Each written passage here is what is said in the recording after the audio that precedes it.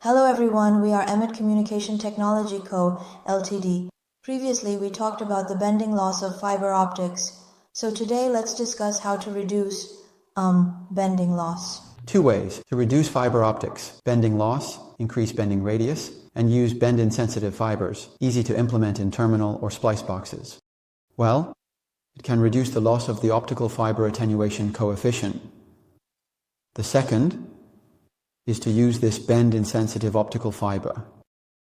How do we operate on the first point? In practical operations, it's relatively easy. We can achieve the goal of reducing bending loss by improving the bending radius during wiring. Bend-insensitive fibers are known as bend-resistant fibers, with G657 being the most common type.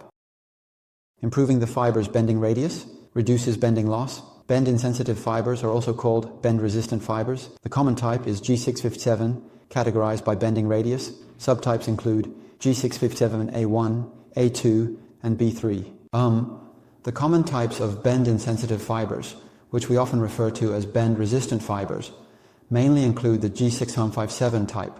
However, they are categorized based on the different achievable bending radii of the fibers. It is further divided into incentive weapons, A1 G657A2 and BI G657B3 optical fibers. So how do we actually achieve bend resistance? To achieve bend resistance in fiber optics, there is a key indicator that we refer to as the MAC value. What is the MAC value? It is equal to the mode field diameter divided by the cutoff wavelength. Through this formula, we can understand that by either reducing the mode field diameter or increasing the cutoff wavelength, we can achieve a decrease in the MAC value. The smaller this value is, the lower the sensitivity to bending, making it easier to achieve tighter bends.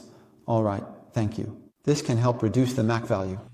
The smaller this value is, the lower the sensitivity to bending, making it easier to achieve tighter bends. All right, thank you.